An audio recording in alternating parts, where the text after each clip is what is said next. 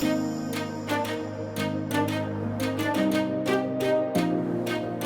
podcast is for general information only. If you're after advice for your own situation, it's best you chat with a licensed financial advisor. Welcome to the Intergenerational Thinking Podcast. My name's Chris Leva, CEO of Aurellan. Today we've got an extra special guest on the podcast, joining us from Los Angeles, California in the USA, and that's Mark Perry. Mark is the Head of Alternatives Manager Research for the global consulting giant Wilshire. Mark, welcome to the podcast. It's great to be here, Chris. Thank you.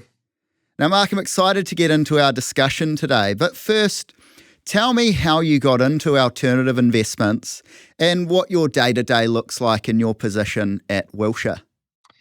Yeah, a bit of a windy path, frankly, to the seat I'm in today, into alternatives. My background actually is in engineering. So my undergraduate degree, electrical engineering and computer science. I have a graduate degree in electrical engineering as well, and worked as an engineer for a number of years. But my interest was always in finance. I had hoped someday to get a chance in investment management. I went to business school to transition into asset management. Admittedly, at the time, I wasn't really focused on private equity. I didn't know as much as I probably should have at the time. I'm embarrassed to say, but I thought I would go work at a quant shop with a background in engineering and my mathematical and analytical foundation. I thought that would be the path of least resistance. But when I was looking for internships, I was given an opportunity at a private equity fund of funds, immediately fell in love with the asset class, and I've been doing it ever since. Very fortunate to be doing it ever since. So my day-to-day, I lead alternatives manager research for Wilshire. And so that means a lot of manager research, obviously meeting with managers, assessing fit with our portfolio and our mandates, working with deal teams to produce the research itself and do the portfolio management work. And then also I have certain managerial responsibilities as well. I spend a fair amount of my time thinking about the people, process, and systems that go into doing the work that we do and the research that we generate. Maybe it's the engineer in me, but always looking for ways to do things better and faster than we're doing today. But that's, a day in the life of me. Awesome. And Mark, I don't think you're the first engineering type that I've talked to at Wilshire. And I remember one of your colleagues telling me that, your founder was actually a rocket scientist or engineer. So it's good to see that kind of those mathematical roots really run deep at Wilshire. Look, really interested in exploring a little bit more about the strategies that you cover in preparation for this episode. I read a lot of your outlooks, so you publish your 2026 alternatives outlook. And what's really striking in there is just the range of strategies that alternatives kind of covers in the US and at a place like Wilshire. So can you just give us an idea of just how broad that alternatives remit is? Broad is the word. We are a broad alternatives platform. We invest across private equity, private credit, private real assets, and some of the really cool niche strategies that fall in between these major categories. We'll talk about that a little bit more today, but we're broad geographically as well. We have offices not only here in the US, but also in Europe and in Asia. And so we very much invest with a disciplined local presence model, limiting ourselves to markets where we have teams on the ground. And we think that's important. We think it's important to be local, not only from a return, but from a risk management perspective as well. We're broad across the liquidity spectrum as well. Here at Wilshire, our opportunity set really spans everything from daily liquid marketable alternatives into the illiquid private markets. And so, we really reflect in a lot of ways the industry shift towards more diversified liquidity profiles and these hybrid private public solutions that you see out there. I'll say, almost despite that breadth, we're covering most of the corners of the market. Where we focus a lot of our time is more narrowly in less efficient markets with managers with a certain profile. And so we think alpha exists at this intersection of market inefficiency and manager skill. And so that's what we're out on the hunt for every day, is little pockets of inefficiency in the market and specialized managers with very specialized sourcing, with domain expertise, with operational capabilities to go in and systematically extract the alpha that those inefficiencies hopefully afford. And Mark, before we went on camera, I asked you about how things are at the moment, and you're really excited about the developments within private markets in the US. Look, New Zealand's we're pretty early in our journey in terms of investing in private assets. For many investors, it's a very small part of their portfolio, if not actually not in their portfolio at all. I know the US is a lot more developed. So, talk to me about a US investor. How much sits in alternatives for, say, your average growth fund? And, for the average investor, is that allocation kind of steady, climbing or even falling, or is it focusing on different areas at the moment? So it's fun to be doing what I do right now. And, part of the reason is because it's such an interesting point of inflection in the market.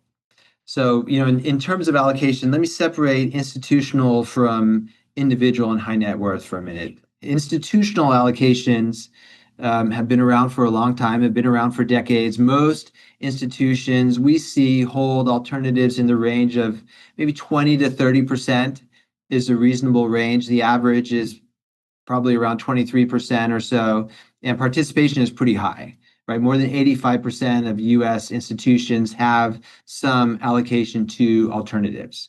There's a bit of a range there. Endowments and foundations will have a little bit more. Maybe their average is closer to 30. Big public pension funds, a little bit less, maybe closer to the mid-teens, but call it 25% amongst friends. That's fairly steady. It's been increasing over the long term, 20, 30 years. Really, the only thing that gets in the way of this allocation increasing in the given year is denominator effect. That's when, maybe there's a drawdown in the public markets and a smaller relative drawdown in privates. And so all of a sudden, without really privates doing anything, they become an outsized portion of a portfolio. And, you see allocations slow when that occurs, this denominator effect. It's happened a few times in my career, but, steady on the institutional side. What's really interesting is on the retail side, the individual and high net worth side. Here we see allocations to alternatives in the US also relatively low. And so very similar. Only about a quarter of individuals invest in alts, and if they have alts exposure, it's closer to 5 or 6%. So much smaller than what you're seeing in institutions. And there's reasons for that.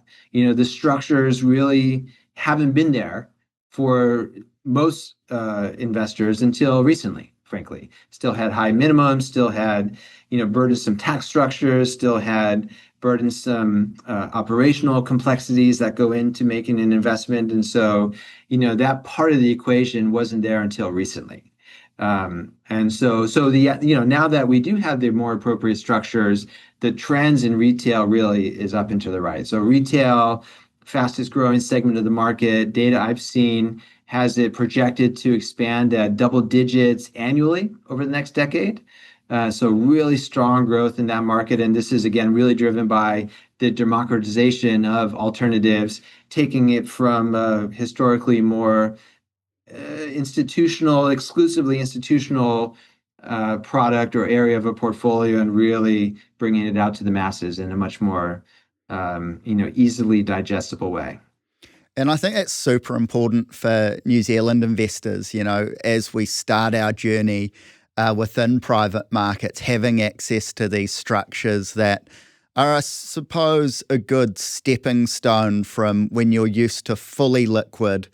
When you're used to fully liquid, sometimes going fully closed in, 10-year, 12-year fund, that's a massive step, right? So some of these structures really do help New Zealand investors get exposure.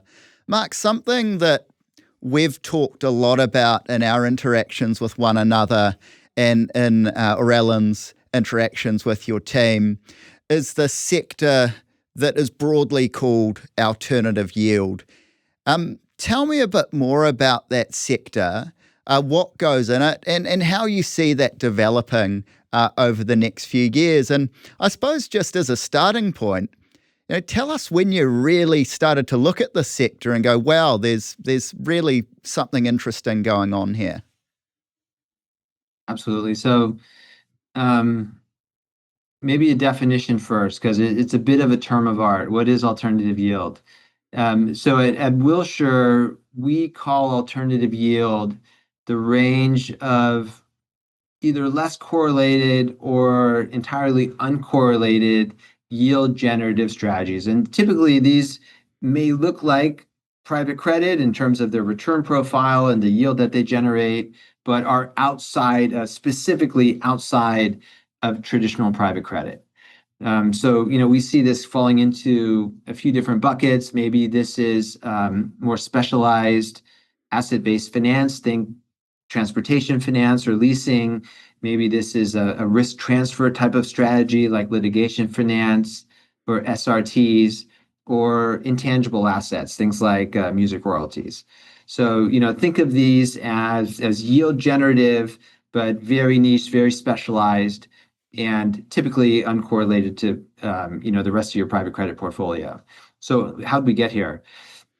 The origins of the strategy. And so, think back 10 years now, zero interest rate environment. We're all out there hunting for yield wherever we can find it. And, clients would come to us saying, look, I'm looking for yield. I'm willing to give up liquidity to get it. Wilshire, come help me out. Help me find it. Direct lending at the time was probably the easy answer, right? That's where a lot of the market was heading. But what we saw, what gave us some pause, frankly, was some of the competitive pressure that was already building in that market 10 years ago. You were starting to see spreads compress. You're starting to see covenants go away, and both of those, frankly, made us uneasy. And so we followed our philosophy, frankly, right? I had talked about it earlier. Differentiated managers focus on inefficient markets. We were doing that in private equity. We followed that same philosophy into this segment of the market. And so, where that led us is to, specialized managers that were operating in more structurally inefficient niches.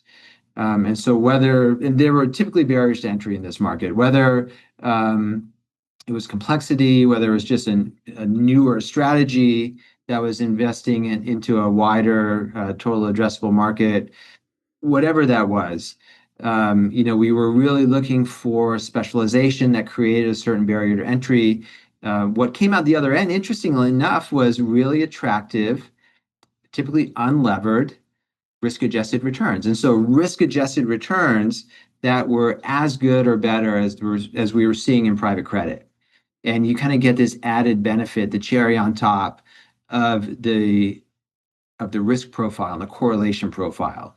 And so as good or better returns as we were seeing, typically with a risk that was uncorrelated and differentiating to a portfolio. So, these emerged as a really interesting source of risk-adjusted return and a tool for managing risk in a portfolio. So, Mark, interesting that you talk about private credit there, because when I think of alternative yield, I can kind of draw some parallels. As a young analyst working for a global consulting shop, something I was really shocked by was the returns that you get in those early days of private credit.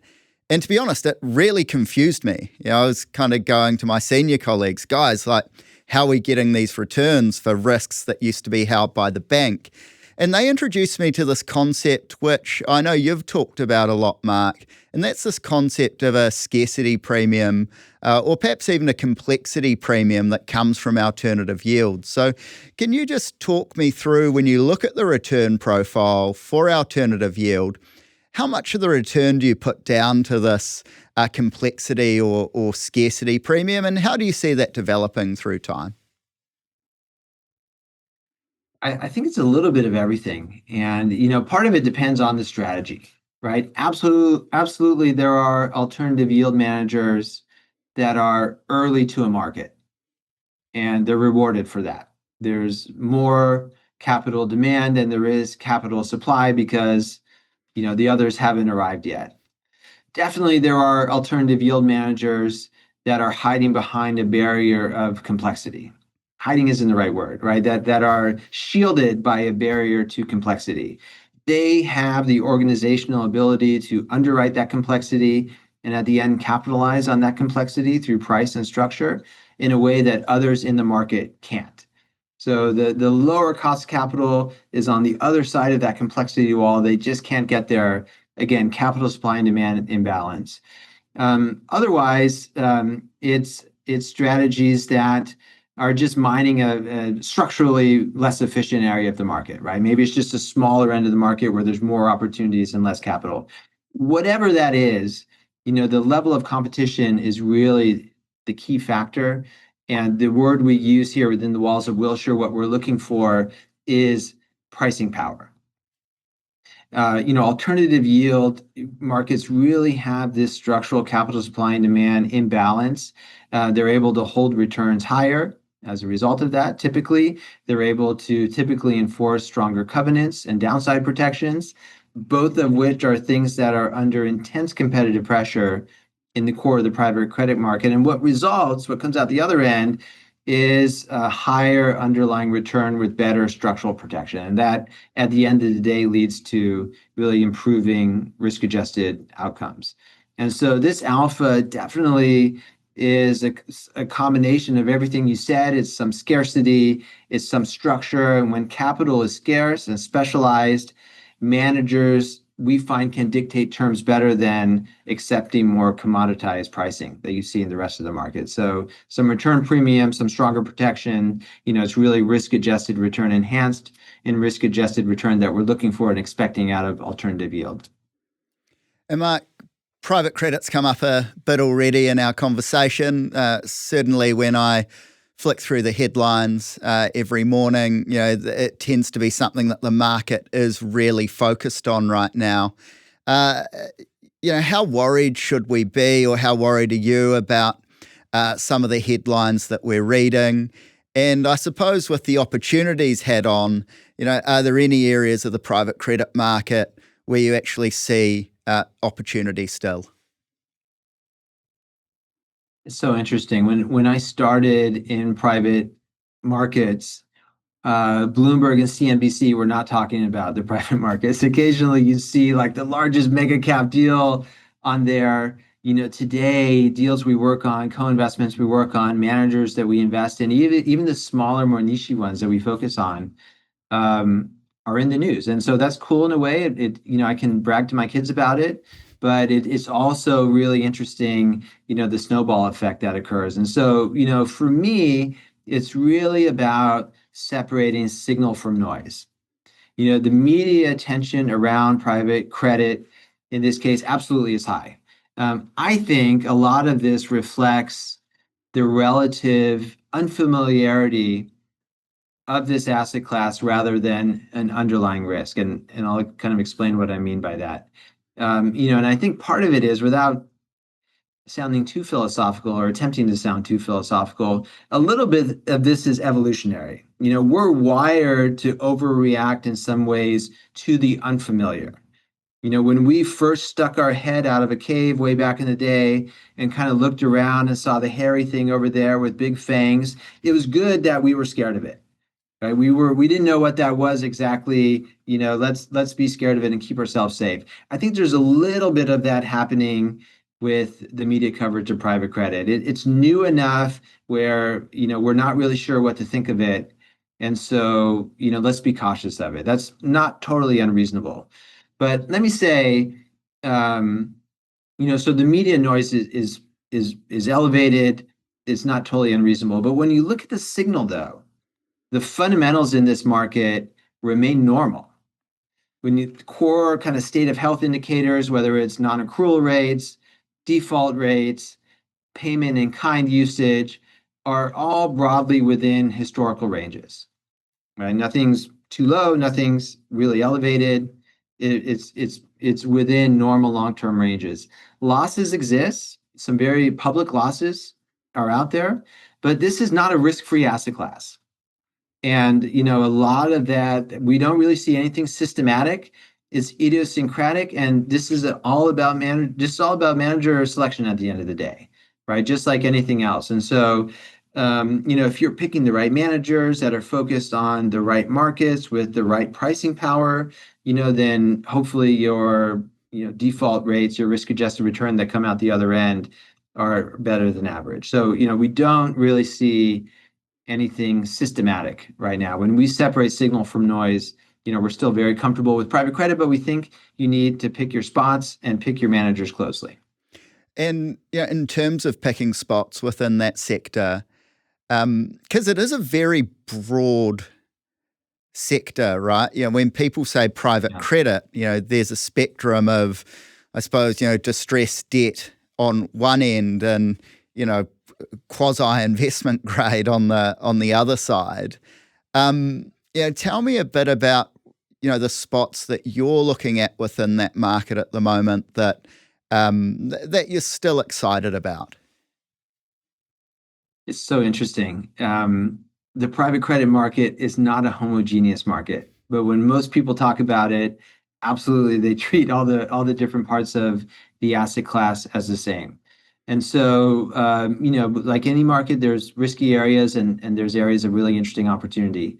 When we construct diversified private credit portfolios, we want to take advantage of all the strategies across the complexity spectrum, as you referenced. On one side is direct lending, large cap, sponsor back, direct lending, we see as the most competitive part of the market.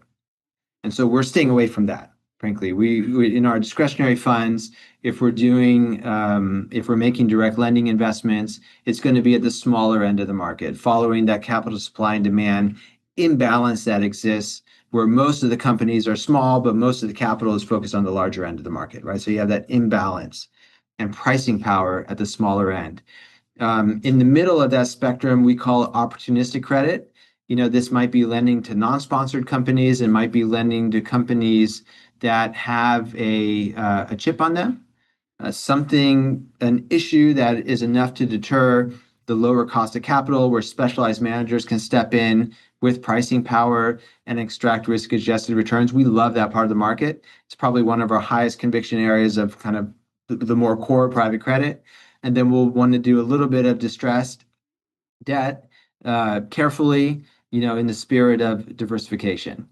And so when we kind of build our core, it's the combination of those three with kind of an overweight to opportunistic credit. And then we wrap alternative yield around the outside of those for all the reasons we mentioned, to enhance returns on the margin and to help us diversify risk in our funds.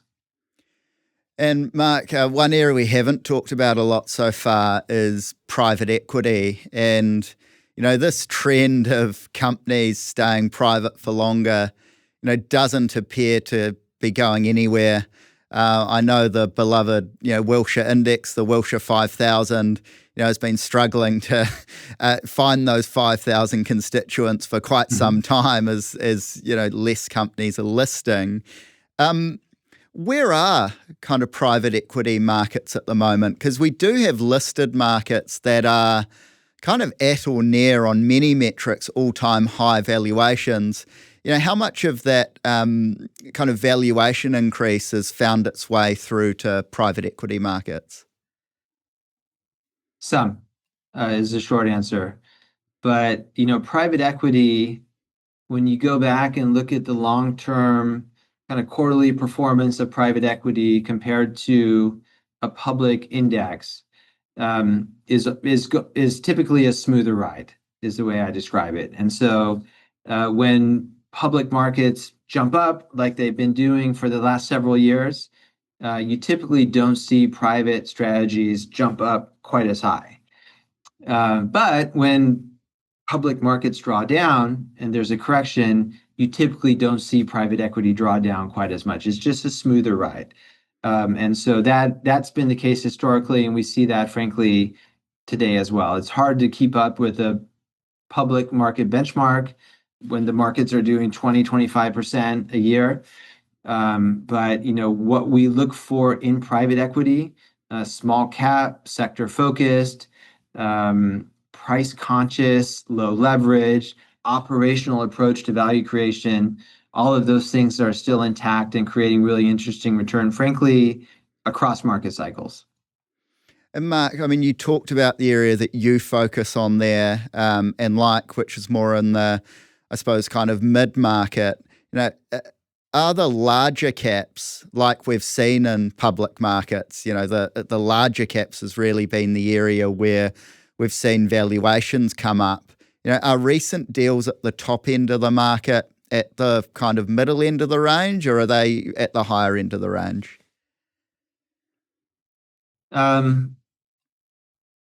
It's hard to say, to be honest. I don't think I really see a pattern there. The long-term trend in valuations in private market buyout valuations is higher. It's hard to find, especially at the larger end of the market, companies for cheap. It's hard to find companies in the single-digit EBITDA multiples today, whereas 15 years ago when I started, that was more the norm. And so, secular increase in prices. But you also see that market dispersion as well. And so you see higher prices at the larger end of the market. Because prices are higher, you tend to see more leverage at the higher end of the market. And you contrast that to the smaller and middle end where pricing is lower. And again, leverage is just exists, but it isn't as important variable in the equation as, let's make this company better, good old-fashioned operational value creation. And Mark, you talked about the smoother ride earlier, and I want to talk about diversification of private markets a little bit more, because there is the obvious contrast between how much of it's down to quarterly pricing versus what feels like 24/5 pricing that we kind of get today on the listed markets. So when you look at private markets and you can contrast private equity with others, how much of the genuine diversification do you see? I mean, in something like alternative yield, what you've described, for there the asset level diversification seems quite obvious, but in something like private equity, it's less clear to me. So, what are your thoughts on private equity as a genuine diversifier? And in my opinion, it does add diversification to a diversified equity portfolio. And, in my opinion, it's more than mark-to-market frequency. It's more than just mark-to-market frequency. There's this distinction between public and private equity that really goes beyond just the valuation cadence. When you look at the data, the majority of PE value creation now comes from operational improvement, and it's not just multiple expansion, meaning these underlying companies and how they're run matter more than just a reporting cycle. That's what we're seeing in the data. And I think there's a couple of reasons for this. One, private companies are fundamentally different. Many of the most attractive businesses never go public, either never go public, they stay private, or those that do go public, stay private for longer. And we're seeing companies, as you mentioned, stay private 2 to 3 times longer than they did a decade ago. So more of the value is being created in the private markets before the company pokes its head up and lists in an IPO. And so without private equity exposure, investors miss on this growing share of corporate value creation. And you see this particularly in tech and healthcare and in more kind of in specialized industrial areas of the market.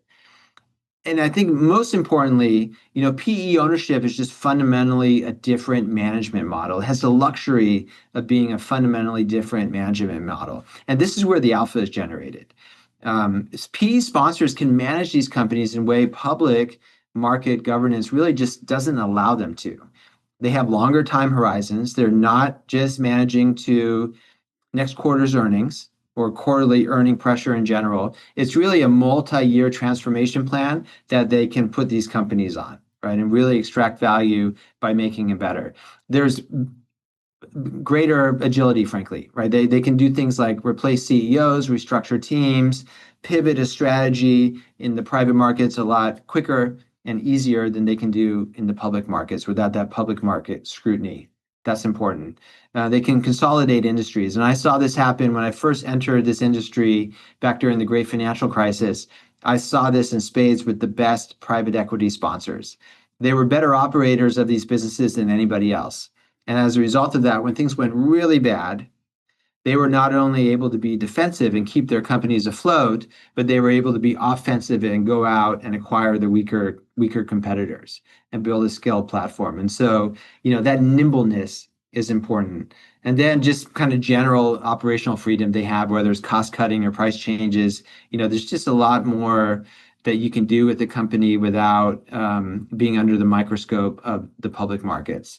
And so, to me, that means, that difference in operating model is really the true sense of driver of diversification more so than, an accounting feature. Mark, we've talked a bit about today the evolution of markets and how there are kind of new vehicles available. But I really want to get an idea of, say one of your big investors walks into Wilshire and says, Mark, I want to build a private markets exposure, and I've got $1 billion that I need to deploy. How do you go about doing that in today's environment, and what role do primary funds, secondaries, and co-investments play in a really sophisticated kind of private markets program? Yeah, sure. So, to do this, you need to do a couple things right. And the first one is portfolio construction. And unfortunately, portfolio construction is fairly complex. You need diversification to be engineered in a very deliberate way. Diversification by strategy, balancing credit, equity, real assets, by geography across Europe, US, and Asia to capture the regional dispersion that exists and to reduce concentration in a certain geography, and by vintage year as well. Vintage years tend to behave differently, and certainly when there's kind of a broader market cycle. And so you need to pace commitments over multiple years to really smooth out the cyclicality and any denominator effect that might occur. So, to do all that, you need the tools, the analytics, the forecasting frameworks, kind of everything you need to, do a proper, rigorous, quantitative analytical portfolio construction. But that's actually kind of the easy part, right? The key in alternatives, and I've talked about this already, is this wider band of dispersion across manager performance, right? That manager selection premium that exists. And so as a result of that, once you get the portfolio construction right, you really need to get the manager selection piece right as well. And so that takes a strong sourcing engine. You want to see a lot of opportunities every year and just pick out those few that are the best, that resonate the best with your framework, that are the best fit with your portfolio construction, and avoid the adverse selection or a large cap bias that may exist. And so you need a big sourcing engine, and then you need a good institutional quality filtering process. And so because we're talking about 1,000 basis point, 10% difference between the top and the bottom quartile, you really need the people, process, and systems to, bias your results above the median and try to capture that above median performance. And so all you have to do is get the portfolio construction right, get the manager selection right, and you should be on your own. But quickly on investment type, you asked about primary, secondary, co-investment. All bring different things to a diversified portfolio, frankly. Secondaries are fantastic for newer portfolios in that you're able to kind of look back in time and buy prior vintages and bring vintage year diversification into your young portfolio in a better, more broader way than you would from kind of starting from scratch. Co-investments are great because co-investments are typically cheap or free. And so you can blend down, look through fees by co-investments.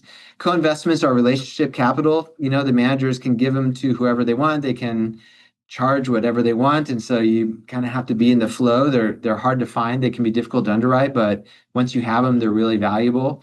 And funds are great, for getting a diversified exposure with a number of assets in a single ticket, as long as you're able to find the right managers and partner with the right ones. And so, you put everything together and you can put that $1 billion to work in a responsible way.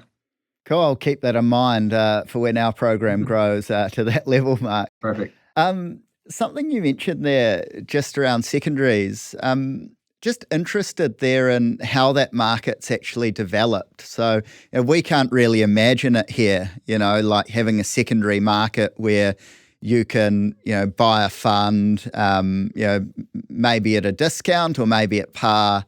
It really doesn't exist in a place like New Zealand. How has that developed over the past couple of years? It continues to evolve. It continues to grow. The last several years have been the highest transaction years on record. And so it's a market that just, continuously achieves new highs. It's an interesting part of the market. It's also a competitive part of the market. Large deals are very well banked. And there's typically multi-stage competitive processes that go into selecting the winner. And so it's tough. It's tough, and it's becoming tougher.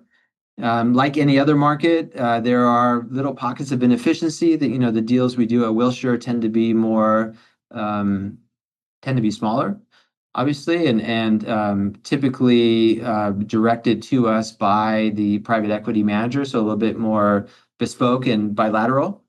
And so, we're able to find price, but, it's like everything else. It's hard to find these.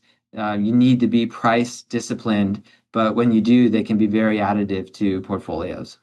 And Mark, we're running out of time, but I do want to ask you just one more question. And, what's the question that investors should be asking about alternatives right now that almost nobody's actually asking? Bit of a philosophical one for you there. Yeah. I can try my best at philosophical. So, it's interesting. I think the one question should be, how should we be evolving our approach to portfolio construction and liquidity management as public and privates continue to converge? And when you take a step back and think about it, it's interesting because even the language we use in these two markets right now is still different. Public markets, we're talking about annualized return, we're talking about volatility. Private markets, we're talking in terms of IRR and TVPI, or money multiple. Two different languages. And so the industry is still very much learning how to model these asset classes and blend them together in a proper and analytical way. I think that's part of it. And, the other question is around liquidity, is related, obviously, as these two blend together. Most wealth and nearly all retirement portfolios, in my opinion, are too liquid today. And so how do I define liquidity? How do I dimension liquidity risk? These are all questions that aren't being asked by the typical 60-40 portfolio in a retirement account that you're not going to touch for the next 30 years. So it's difficult problems. It's an interesting intellectual challenge to help solve them. But this is kind of a byproduct of some of the innovation and the evolution that's occurring in as the public and private markets converge. That's fantastic, Mark. Look, really enjoyed the conversation today. Incredibly fascinating discussion. I always learn so much when I talk to you, and really been enjoying working with you and learning more about alternatives and what Wilshire does. So thanks for your time today, Mark. Well, we really appreciate our partnership, Chris. Thank you so much for having me. It's great to be here. Thank you. That's all we have time for this episode of Intergenerational Thinking. Thanks for tuning in. If you'd like to learn more about Aurellan and what we do, please look us up at aurellan.com or subscribe to us on LinkedIn. Thanks so much for watching. See you next time. Thanks for listening to the Aurellan podcast. Everything we've shared is general information only, not financial advice. If you'd like guidance in your own situation, please talk to a licensed financial advisor.